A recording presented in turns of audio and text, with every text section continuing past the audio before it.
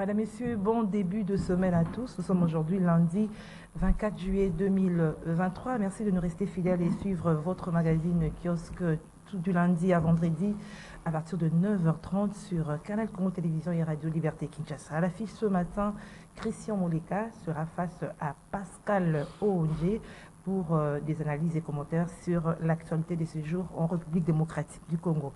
L'actualité qui est marquée ce 24 juillet 2023 par notamment la liberté provisoire de l'ancien conseiller privé du chef de l'État, Fortuna Bissélédé Bifort, qui a bénéficié d'une liberté provisoire. Autre sujet d'actualité, c'est le processus électoral où le bureau des réceptions, traitement des candidatures ont fermé leurs portes depuis hier dimanche. Analyse et commentaires, c'est avec nos invités. Et puis, nous parlerons également de la décision du commissaire provincial de la police ville de Kinshasa, le remplaçant du général Kassongo, qui a pris deux fortes décisions, notamment la suspension de bureau 2 et l'interdiction de roulage d'arrêtés.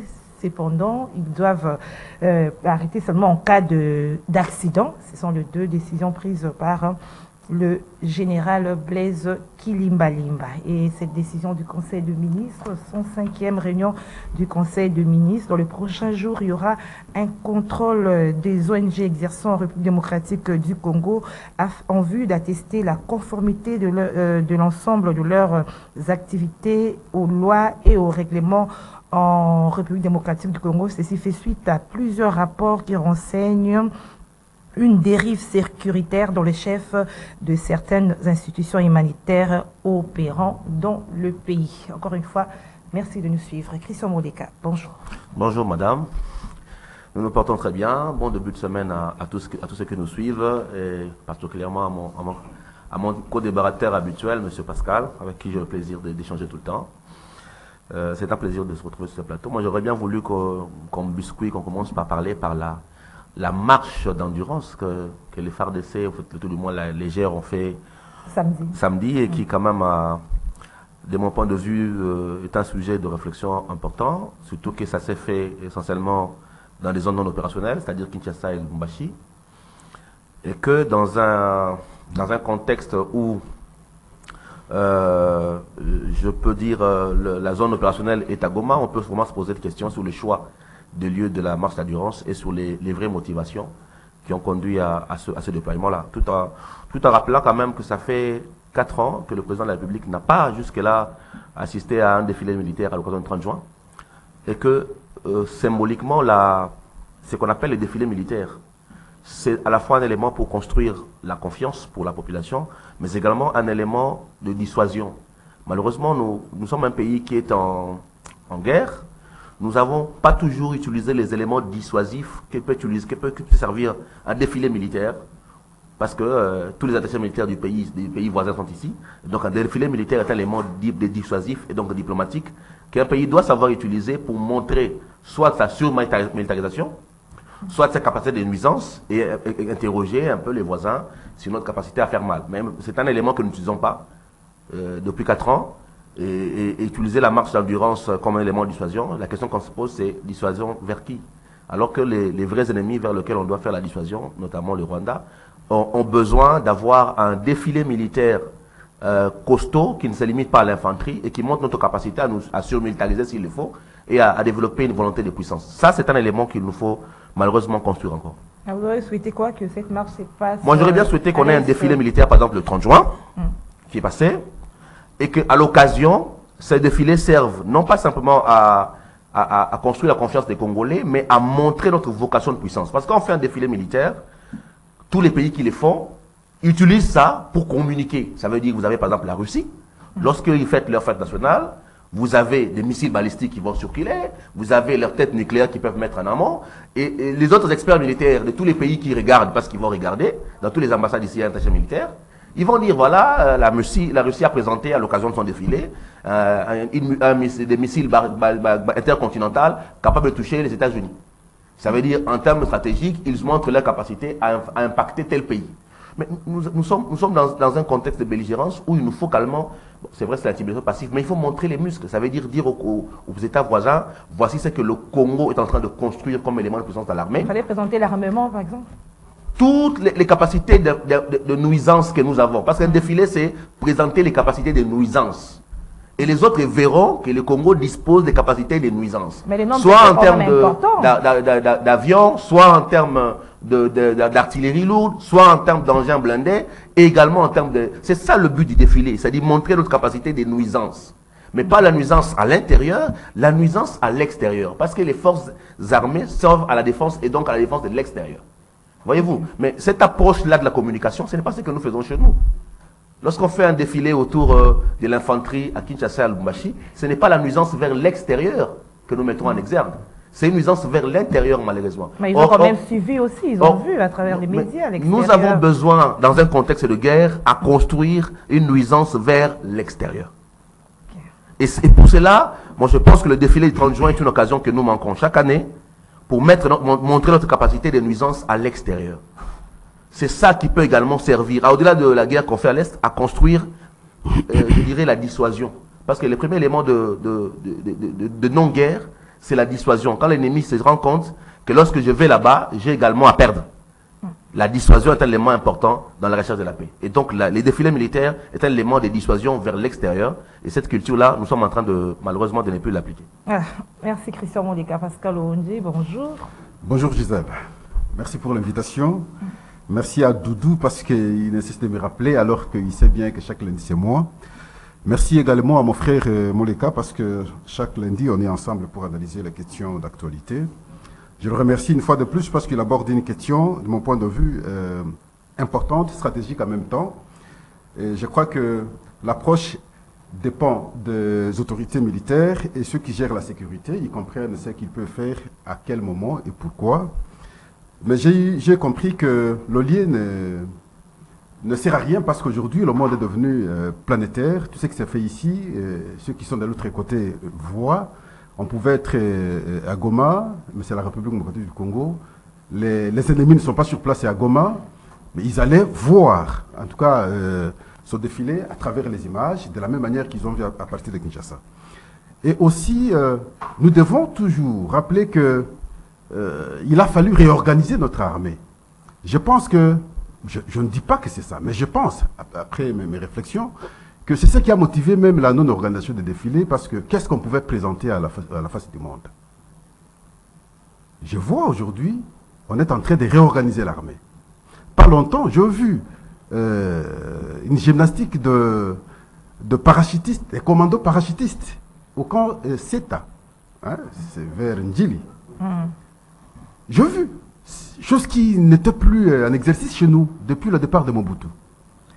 Et lorsque j'ai vu même les images ici, ne fût-ce que la manière de s'habiller et la qualité des armes entre les mains, mais ça nous donne une autre idée, d'abord pour nous-mêmes.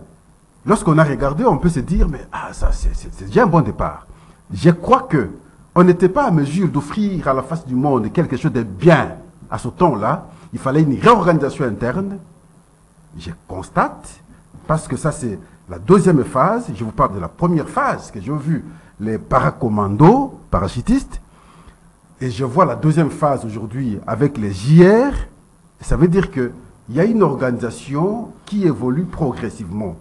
Il y aura un moment où on pourra présenter les armes si elles sont achetées. Nous devons rappeler aussi que nous avions un moment où on ne pouvait pas acheter les armes. Qu'est-ce qu'on pouvait présenter à la face du monde?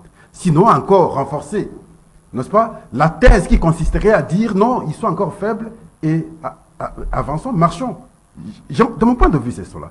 Alors maintenant qu'on commence aussi à acheter les armes parce qu'on a levé l'embargo, je crois qu'il faut encore un temps et il y aura un moment où on va présenter ce qu'on aura acheté. On ne peut pas présenter à la face du monde des chars déjà abîmés, des véhicules, bon, je ne sais pas de quelle qualité, mais là, vous renforcez aussi, n'est-ce pas, l'intention de l'adversaire contre vous. Donc, mais voilà. là, vous dites qu'on est en train de démontrer à la face, non seulement de la population, je fais mon analyse. Je fais mon analyse. Les unités de l'armée qui n'étaient pas structurellement, enfin, sérieusement structurées hier, mais aujourd'hui, je vois que elles sont en train d'être structurées. Je vous donne 2 exemples. Nous avons vu cet exercice à la fois passée des parachutistes. Chose qu'on n'a plus vue. Plus de 18 ans pratiquement. On ne voyait plus rien. Mais on commence à le faire. Je vois comment les JR, la manière dont ils se sont habillés, la manière dont ils ont marché, tout ça, moi, ça m'a persuadé. Je dis, c'est un bon élan. Question d'encourager. Que ça ne se limite pas seulement à ce niveau-là. Il y a d'autres corps, d'autres unités plutôt de l'armée. Il faut renforcer. Et pour que, dans l'ensemble, on ait un bon corps militaire qui sera à mesure de sécuriser nos frontières. Ouais. Juste rappeler, madame, oui. Juste rappeler que, parce qu'on parle de questions sérieuses, il y a un indicateur qui existe qui s'appelle le classement Global Firepower. Il y a un classement où chaque année on classe les armées en Afrique. Je rappelle quand même à mon frère que lorsque le président Félix prend le pouvoir en 2019, le Congo était compté parmi les 2 meilleures armées d'Afrique.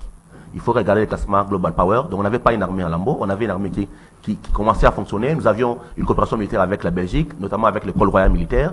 C'est dans ce cadre de cette coopération-là que Kotako a été réhabilité. C'est dans ce cadre de cette coopération-là que l'unité commando RR a été formée avec Mamadou Ndala, que vous connaissez, formée notamment au Maniema. C'est dans le cadre de cette coopération-là que nous avions repris notamment beaucoup de centres militaires. Donc c'était une armée qui se construisait. Et lorsqu'ils prenaient les pouvoirs, si vous regardez les classements Global Fire de 2018 et 2019, le Congo était compté parmi les 10 meilleures armées africaines. 10 meilleures armées africaines sur 55 pays. Donc nous avons les capacités de montrer nos puissances. Il ne faut pas dire que nous sommes les tout derniers là, parce que parmi les 10 là, le Rwanda n'est pas là.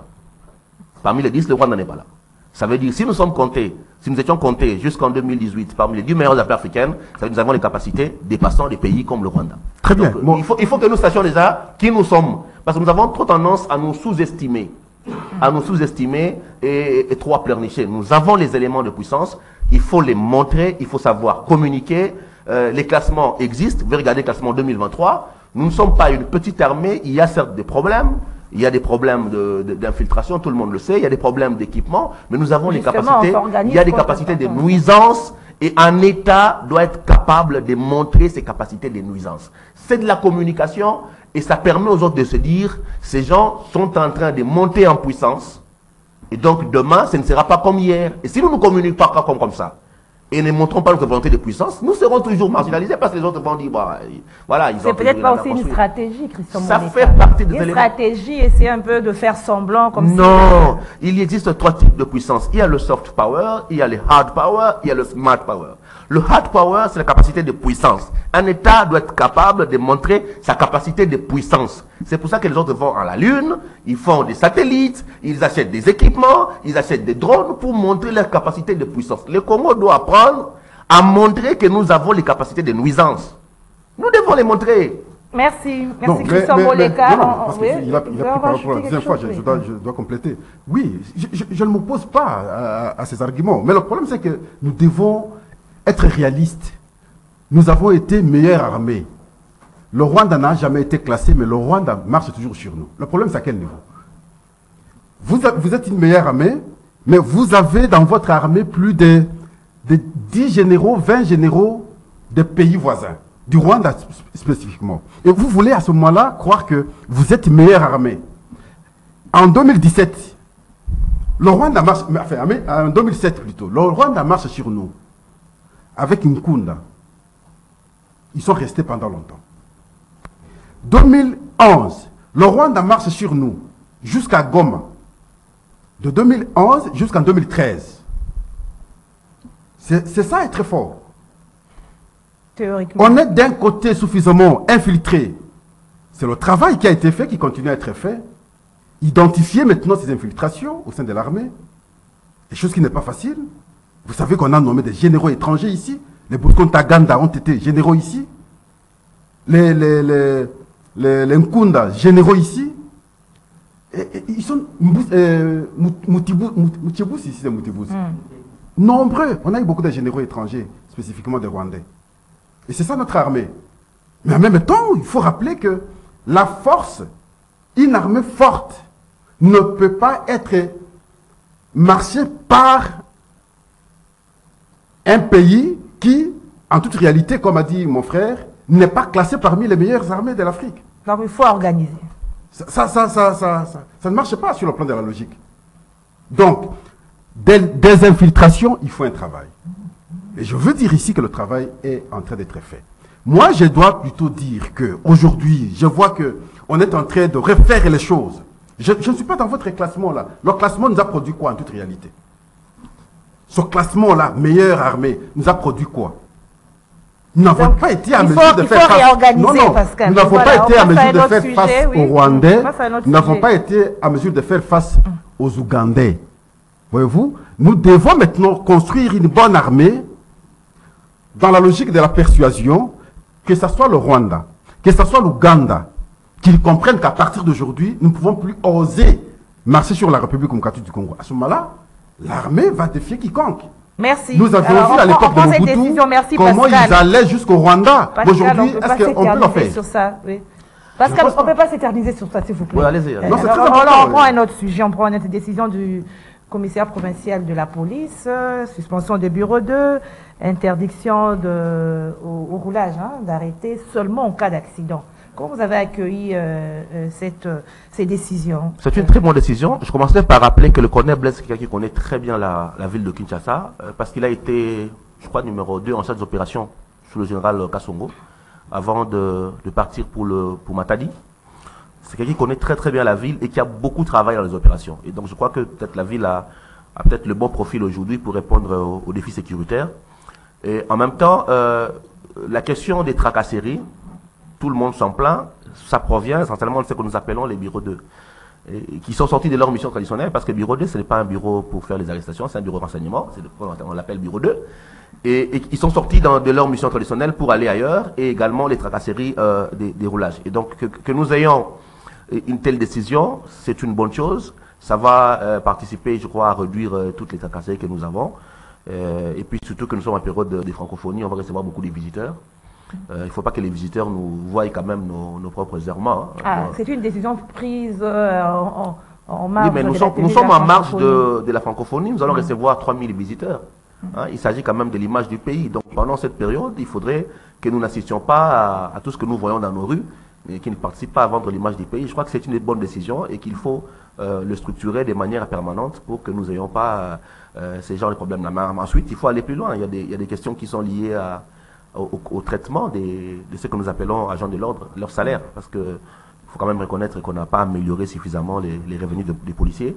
Et donc, si on veut régler le problème des tracasseries, il faut régler les problèmes de la rémunération, des conditions de vie des militaires et de leurs dépendants, notamment également des policiers. Mais fondamentalement, c'est une bonne décision pour permettre d'avoir moins de tracasseries dans les routes. Et en perspective des Jeux de la francophonie, c'était vraiment une très très bonne décision. Bonne décision, oui, mais est-ce que vous pensez que beaucoup de décisions souffrent d'application? Vous avez dit sur marge de la francophonie, c'est-à-dire qu'après la francophonie, on va piétiner sur ces décisions. J'espère que lorsqu'il prend ces décisions, il a pris des mesures de vérification, d'encadrement. J'espère qu'il a mis en place des mécanismes de contrôle pour permettre à ce que les policiers qui ne vont pas respecter ces mesures soient sanctionnés. Je n'ai pas très bien vu les mesures d'encadrement telles que ça a été promu, mais je suppose que, étant quelqu'un qui a travaillé dans les opérations, il connaît très bien la ville et il sait comment faire pour que la mesure se réalise. Seulement, ma grosse crainte, nous avons l'habitude de prendre des mesures de manière assez conjoncturelle. On a vu avec l'arrivée du pape, on a chassé les gens le long des boulevards parce qu'il fallait qu'on ait des boulevards plus propres. Tout le monde est maintenant revenu. On a fait 0 trou, il fallait vite fermer les trous. Maintenant, les trous sont revenus. Donc, on a l'habitude de prendre des mesures assez conjoncturelles qui ne s'inscrivent pas dans la durée. Maintenant, comment faire pour que ce soit dans la durée? C'est ça qu'il faut faire pour que les autorités ne prennent pas des mesures assez ponctuelles, mais qu'ils travaillent pour le long terme. S'il existe des lois, par exemple, par rapport à ces mesures, est-ce qu'on peut directement contredire ces lois ou bien il faut changer la loi avant de prendre cette décision? Non, je crois que ça ne demande pas la loi. C'est une décision disciplinaire que le commandant de la police a pris. Il est commandant de la garnison de Kinshasa, donc il a ces compétences-là. Je ne pense pas que ça demande la loi. Maintenant, ça demande peut-être la rigueur de l'application.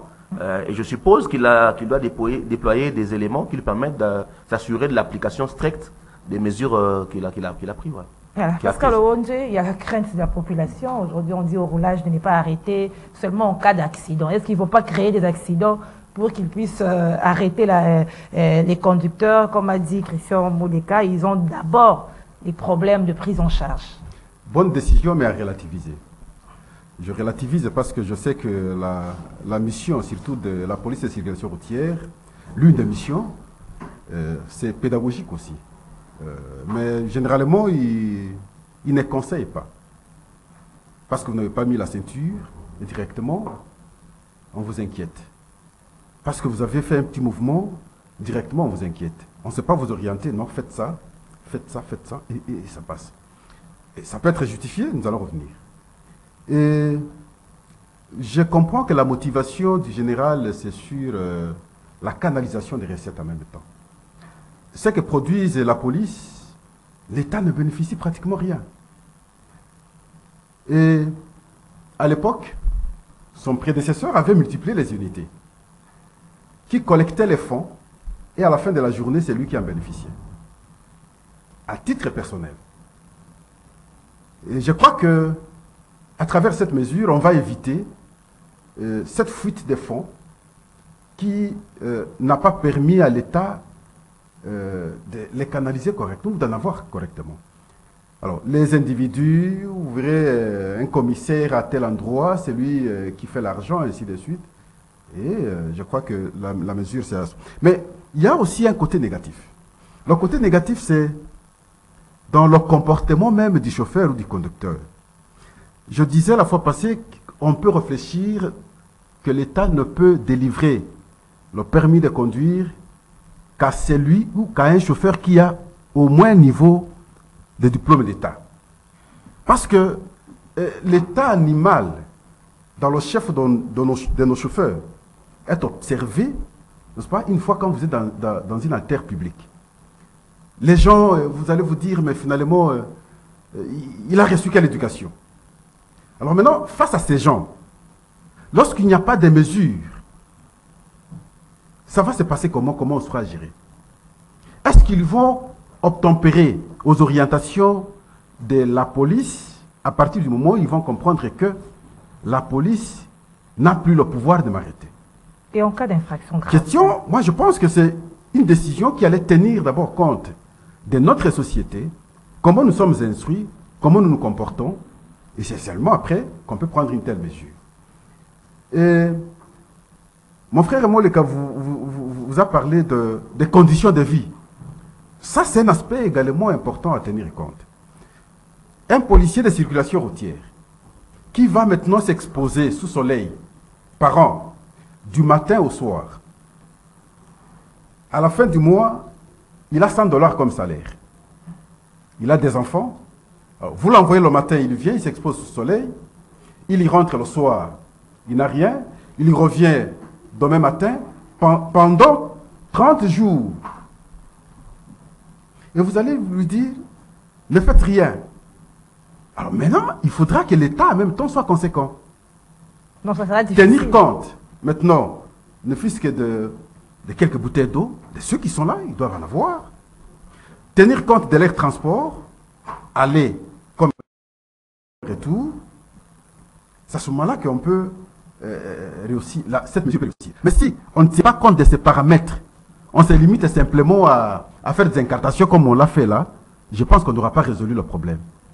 Parce que d'un côté, il y a une question comportementale, de l'autre côté, une question de la prise en charge des policiers, qu'il faut, en tout cas, les mettre dans les conditions telles qu'ils soient à mesure de faire correctement le travail. Mais si on ne sait pas les prendre en charge, de l'autre côté, si les chauffeurs ne sont pas correctement éduqués, en tout cas, nous aurons encore une autre réalité. C'est difficile d'appliquer la mesure. C'est difficile d'appliquer la mesure sans tenir compte de ce que vous venez d'évoquer là. Je ne dis pas que c'est difficile, mais ça ne va pas, de mon point de vue, ça ne va pas produire de bons effets. La tracasserie, oui, ça nous fait mal. Mais je pense que ça aurait été, n'est-ce pas? On pouvait aussi superposer une autre unité qui surveille ces policiers qui sont commis dans les artères publiques. Lorsqu'il y a une infraction tangible, ce n'est pas un accident, une infraction tangible, vous voulez qu'il fasse quoi? On vous montre la ligne, suivez la ligne. Parce que mal éduqué, lui crée sa ligne. En créant sa ligne, il bloque la route. Le policier, à ce moment-là, il fait quoi? Ce sont des questions techniques qu'il faut réfléchir. Alors, de mon point de vue, je pense que d'un côté, la mesure est bonne, mais il fallait maintenant d'autres mesures d'accompagnement pour permettre que cette mesure soit exécutée correctement. Voilà, merci Pascal. Alors nous prenons un autre sujet, c'est la libération de l'ancien conseiller privé du chef de l'État, Fortuna Bisséguilé, qui a obtenu une liberté provisoire. En même temps, il y a eu des images compromettantes qui ont accompagné cette liberté provisoire. Votre analyse, Christian Moulik? C'est une coïncidence assez étrange, comme vous dites vous-même, parce que l'homme a fait quand même autant de temps en prison. Je ne pense pas qu'il ait fait ses sextapes en prison. Il l'a fait avant d'entrer en prison. Ça veut dire que si ces images ont fuité, ils ont fuité par ceux qui ont été dans les capacités de gérer soit son téléphone, soit ses outils, avant qu'il n'entre en prison. Mais là n'est pas le débat, parce que je ne veux pas me lancer dans ce genre de débat, parce que ça peut être un sujet de réflexion sur, bon, comment on peut dire ça, la manière dont les décideurs publics dans notre pays vivent, qui pose vraiment des problèmes d'éthique, de moralité des dirigeants publics chez nous. Ailleurs, de tels scandales pourraient amener à des démissions. Parce que quand on est appelé à gérer les affaires publiques, on est tenu à une certaine honorabilité, on est tenu à une certaine, je dirais, éthique. Et l'éthique chez nous, ça commence à vraiment devenir un problème sérieux d'éthique d'hommes d'État, d'éthique d'hommes au pouvoir, qui ne permettent pas de construire le prestige lié aux fonctions et aux institutions. Mais là, il y a aussi une vie privée. J'en conviens bien, mais en même temps, si votre vie privée commence à mettre en mal l'institution publique que vous incarnez, parce qu'on parle d'incarnation, l'incarnation veut dire que vous portez l'institution, et donc vous salissez l'institution ou vous l'ennoblissez. Donc si votre vie privée peut ennoblir l'institution, ça permet au pays de grandir. Si votre vie privée salit l'institution, ça décrédibilise l'institution. C'est comme ça qu'ailleurs les gens démissionnent. Rappelez-vous on prend un pays étranger, du feuilleton, le whisky aux États-Unis par exemple avec Bill Clinton. C'était un fait privé, mais le fait que Monica Lewinsky, qui était assistante du président, avec qui ils ont eu des relations sexuelles dans le bureau ovale, pour beaucoup c'était quelque chose de très énorme, et ça a créé un scandale énorme qui a écorné l'image de Bill Clinton, qui était du reste un très bon président d'un point de vue économique. Donc voilà, c'est là où je dis que oui, il y a une vie privée, mais lorsqu'on est un homme public, les sphères entre vie privée et vie publique sont de plus en plus faibles. On parle de pipolisation de la vie publique, de la vie privée, parce que généralement les politiques avec Internet font mêler la vie privée avec la vie publique, et ensuite, vous devez faire un effort pour que l'institution que vous incarnez soit protégée par votre comportement personnel. Donc là, c'est important. Maintenant, si nous revenons sur la question de liberté provisoire, ça c'est vraiment quelque chose que je ne sais pas comment le dire, mais depuis un certain temps, lorsqu'on dit liberté provisoire au Congo, ça veut dire relaxation. On a vu liberté provisoire pour Tony Longondo, on ne connaît pas la suite. On a la liberté provisoire de Bruno Tshibala, qui est même devenu Premier ministre et qui circule librement. On peut aussi citer autant de libertés provisoires que nous connaissons dans ces pays. Liberté provisoire au Congo égale la relaxation. Mais en même temps, M. Bifort a été arrêté. On a parlé de l'atteinte à la sûreté de l'État. Le mot est quand même fort. Lorsqu'on parle de l'atteinte à la sûreté de l'État, intelligence avec l'ennemi. Donc, entre guillemets, on suppose des liens plus ou moins avec le Rwanda. Si quelqu'un à qui on charge pour intelligence avec l'ennemi et atteinte à la sûreté de l'État, on peut libérer comme ça. Il est encore présumé, peut-être qu'il n'y a pas d'indice. Justement, on peut libérer comme ça. Soit c'est les charges qui n'étaient pas solides, et donc ça a posé la question de notre façon d'instruire la justice, parce qu'on arrête les gens, est-ce que les charges sur lesquelles on le met sont fondées? Soit les charges sont fondées et nous sommes dans une autre démarche et qui remettent en question le vrai débat de la justice chez nous. Ça veut dire, la justice chez nous, ça sert à quoi? Si c'est vraiment à dire le droit, cette histoire de libération qu'on a de manière assez ostentatoire des libertés provisoires ne participe pas à mettre en honneur la justice de notre pays. Et en tout cas, ça sape la confiance que beaucoup de Congolais pouvaient encore avoir aux questions de justice. Parce que si vous regardez l'opinion depuis samedi que cette histoire circule, pour beaucoup de Congolais, la justice de notre pays, c'est vraiment une grande maladie. Et cette justice-là ne peut pas aider le pays à s'élever. C'est-à-dire qu'on arrête des gens sans pour autant avoir des preuves. Mais il faut se questionner. Il faut se questionner parce que si nous parlons de questions d'intelligence avec l'ennemi, rien que le fait qu'on te dise que tu es en intelligence avec l'ennemi, pour qu'on arrive à ce point-là, ça veut dire qu'on a des faisceaux d'indices suffisamment crédibles qui peuvent justifier que vous soyez devant votre juge naturel. Et ces faisceaux d'indices-là fondent, je dirais, le fait infractionnel que l'on utilise pour qualifier la personne. Mais si les faisceaux d'indices ne sont pas suffisamment crédibles, ça veut dire qu'il y a un problème en amont dans notre manière d'administrer la justice, dans notre manière d'arrêter les gens. Et donc, il faut rechercher peut-être des fins politiques derrière ou de fins sécuritaires derrière, mais qui ne sont pas suffisamment étayées pour permettre à la justice de faire son travail. Ou alors, il faut questionner la justice dans notre manière de traiter les gens, parce que derrière les libertés provisoires, il y a une sorte de scénario qui n'a ni tête ni queue. Merci. Alors, Pascal Owonzi, vous également vous interrogez sur ces libertés définitivement provisoires. Parce qu'il y a plusieurs cas que beaucoup ont analysé depuis l'annonce de cette liberté provisoire. Ces hommes ont liberté sans jugement, comme a écrit Congo Nouveau ce matin. Il cite Béa, Diongo, Bisselele, la justice congolaise encore et toujours. Ça, c'est Congo Nouveau qui l'écrit. Bon, je pouvais ne pas intervenir sur cette question parce que c'est honteux. On ne peut pas tabler nos analyses sur une immoralité de ce genre qui a terni l'image même de l'institution président, parce que c'est un conseiller privé du chef de l'État. C'est honteux, j'imagine. Je me mets un peu à la place de sa femme.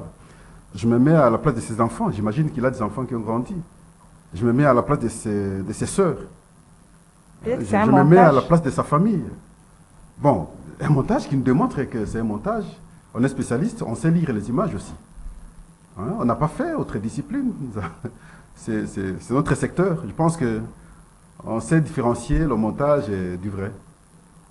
Mais simplement, ça n'honore pas. Mais la question fondamentale, de mon point de vue, sinon à mon niveau, c'est de savoir, va-t-il reprendre sa fonction ou va-t-il se séparer définitivement du chef de l'État après ce que nous avons vu là? Je conseille qu'il parte tout en mettant la queue entre ses deux pattes, calmement. Parce que c'est honteux. Comment il aura le courage encore de regarder les Congolais tout en occupant des fonctions d'État? Ça n'a pas de sens. Je m'en souviens à l'époque, il y avait un vice-ministre au transport. Et il s'est masturbé. On l'a chassé du gouvernement, il est parti. Mais je crois que c'est aussi une malédiction que nous apportons à notre État. Hein? Et vous faites des choses comme ça, le matin, vous prenez le stylo, vous apposez les signatures sur les documents d'État. C'est l'objectif même de ces images, pour l'éloigner définitivement du chef de l'État. Vous aviez suivi, pire encore, même la chanson qui a accompagné ces actes immoraux. C'est la chanson de Koffi Olomide. C'est pas possible. Je pense, même si on avait déjà pris cette décision de sa liberté provisoire, à partir du moment où ces photos, ces vidéos sont sorties, il fallait geler un peu. Parce que ça ne pouvait pas être au même moment, c'est pas bon. Ce que je dis, c'est pour l'éloigner, qu'il puisse vraiment abandonner ce poste, nous comprenons, et revenir définitivement. Nous avons défini ici, nous définissons d'ailleurs la liberté provisoire chez nous, c'est pas le concept provisoire, il faut la lever. Il faut parler seulement de la liberté. Il est libre maintenant, n'est-ce pas? Il va partir, il va quitter. S'il va quitter le pays pour aller ailleurs, d'accord. Mais simplement, il était en prison comme conseiller du chef de l'État. Il est sorti comme conseiller du chef de l'État. J'ai suivi l'ami suggérer qu'il démissionne. Mais qu'il pose ne fût que cet acte aussi. Est-ce que c'est important? Bon, je ne sais pas, mais ce n'est pas bon. La question de l'éthique a été évoquée. Ce qui est accepté habituellement par une communauté comme bien. Mais j'ai l'impression que le mal est accepté comme éthique pour nous, surtout lorsqu'on a des fonctions d'État. Vous comprenez? Si notre société, nous commençons à voir cela comme bien, ça veut dire nous l'acceptons comme éthique chez nous. Des comportements, en fait, qu'un homme d'État ne peut pas poser, et lorsqu'il les pose, nous devons nous questionner autant de fois. De telles personnes nous dirigent. Vous avez une responsabilité, vous posez de tels actes.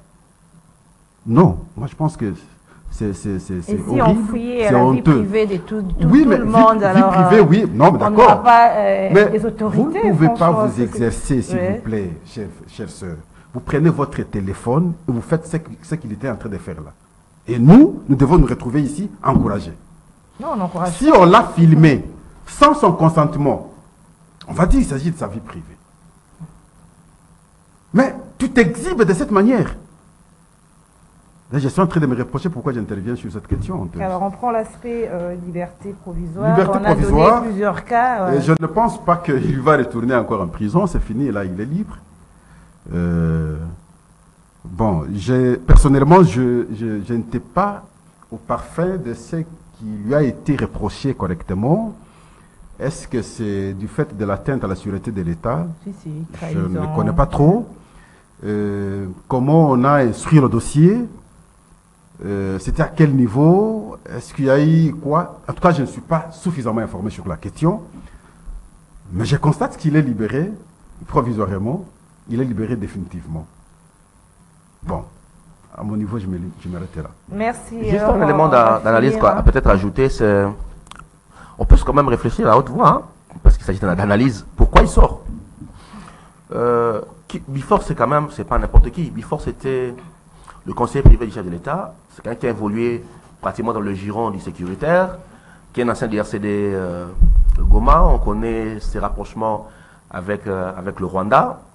Depuis un certain temps, il y a presque plus de ponts entre Kinshasa et Kigali.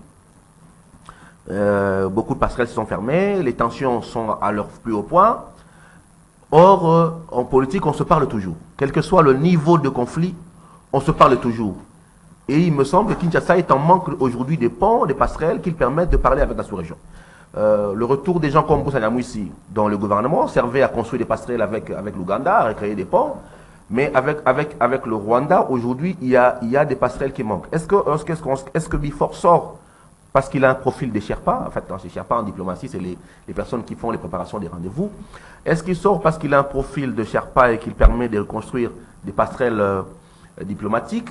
Est-ce que le président n'a-t-il pas aujourd'hui autour de lui un problème des profils d'hommes? C'est la question qu'il faut se poser.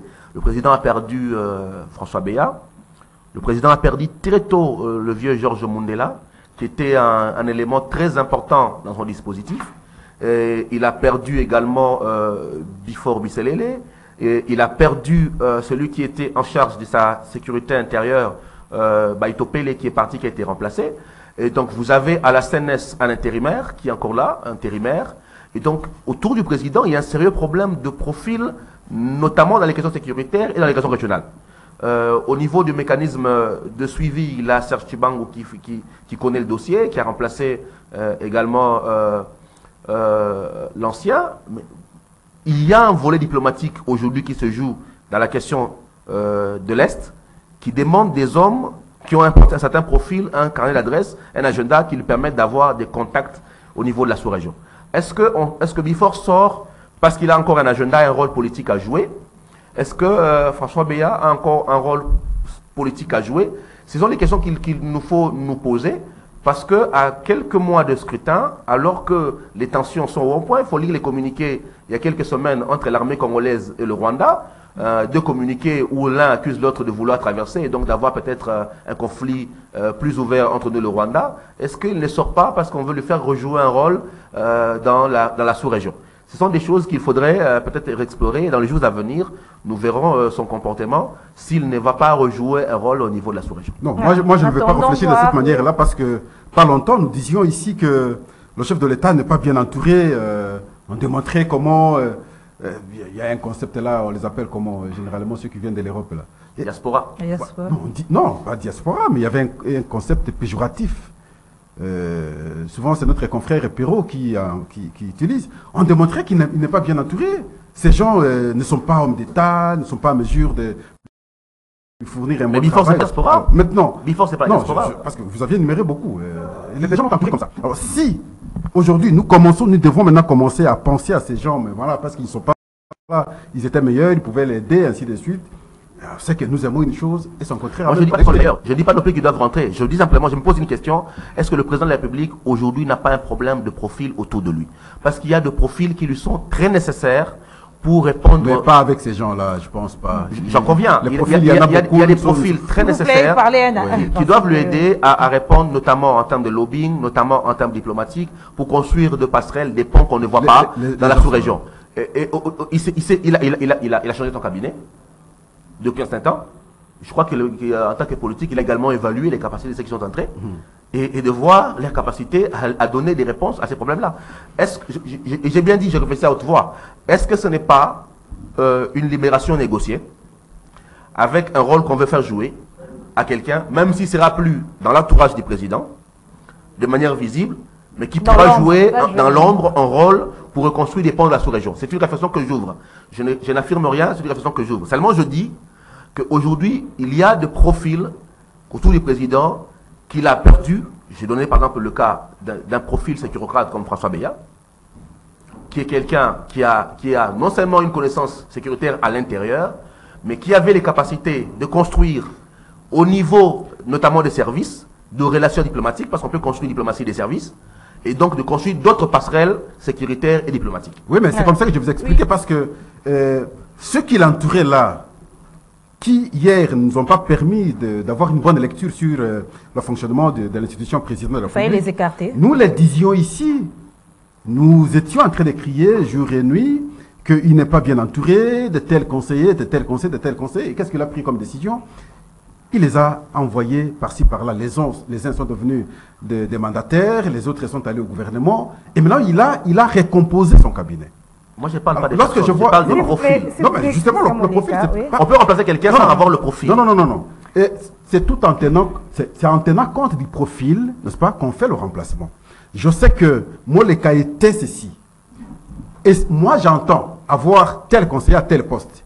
Et je tiens compte maintenant des profils pour qu'il soit là. Il a tenu compte de ces paramètres et voilà pourquoi il a reclassé, il a recomposé son cabinet. Et lorsque vous voyez le fonctionnement maintenant de son cabinet, comparativement à ce qui fonctionnait il y a quelques jours passés, il y a toute une différence. Aujourd'hui, vous sentez qu'on écorce un peu les réflexions, on est un peu plus pointu dans l'analyse des questions d'État, comparativement à ce qui s'est passé hier. Ceux que nous pensons à ce jour être meilleurs hier, mais ce sont ceux-là qui n'ont pas facilité bien le fonctionnement du travail à la présidence. Alors aujourd'hui, on ne peut plus revenir, les rêver, comme s'ils étaient meilleurs hier, et le travail qu'ils ont fait hier était meilleur, aujourd'hui le travail n'est plus bien fait, nous devons penser à ceux-là pour qu'ils reviennent. Non, ils sont passés, ils sont partis, mais je pense aujourd'hui, avec ceux qui les ont remplacés, et ils ont il fallait se nettoyer. Il y a un changement aujourd'hui. La question qu'il faut se poser, c'est que si des gens condamnés hier,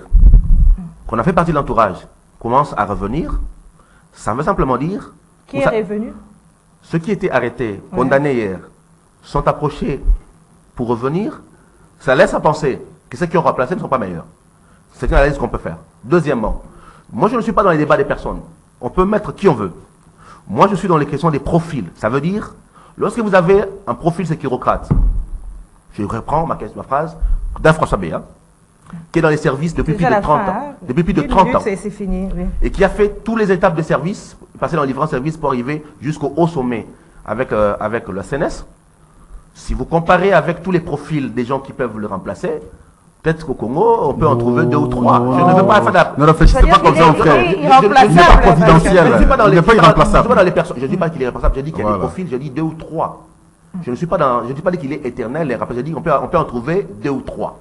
Ça veut dire qu'il y a des profils, il y a des carnets d'adresses. Ce n'est pas pour rien qu'Amboussa Nyamouissi, que vous connaissez, revient régulièrement parce qu'il a un carnet d'adresses qui lui permet, lorsqu'on parle des questions sur l'Ouganda, d'être l'un des répondants. Pas le seul, l'un des répondants. Et ce que je dis, c'est de la politique. Ça veut dire, on le savait au Congo par exemple, lorsqu'on parlait FMI, Banque mondiale, l'un de celui qui avait les carnets les plus importants s'appelait Kengwa Dondo, et c'est comme ça qu'il révélait tout le temps, parce qu'il disposait d'un agenda. Il peut avoir le carnet, il peut avoir le carnet. L'émission est finie, s'il vous plaît, Pascal, l'émission est finie. François Beya était en prison et finalement sorti. Il ne travaille pas maintenant aux côtés du chef de l'État. Mais comparons les étapes, simplement pour comprendre s'il était meilleur. Pendant qu'il était là. Merci à vous deux. On parle des profils. Non, Pascal, Christian Moleka. Non, l'émission est finie parce que c'est un programme. Le profil ne peut être apprécié qu'à travers l'agir. Les actes qu'on pose. Mais c'est quoi le profil lorsque vos actes ne sont pas conséquents, ne sont pas importants? Ça sert à quoi? Alors maintenant, sur le plan de la loyauté, malgré son profil est là, sur le plan de la loyauté, est-ce qu'il a servi correctement? C'est là la question fondamentale. Je suis d'accord avec vous. Merci, vous l'avez pu parler. Merci Christian Moleka. Et je constate depuis qu'on l'a remplacé, vous n'allez pas terminer les choses marchent autrement que ce qu'elles étaient hier. Merci Pascal Maud. Pascal Oonji. Vous me permettez. Il y a une question importante qu'on a pas abordée. Le temps, il y a un programme. Merci à vous, fidèles téléspectateurs. D'ailleurs, merci à l'équipe technique. Je vous retrouve mercredi avec le même plaisir. Au revoir.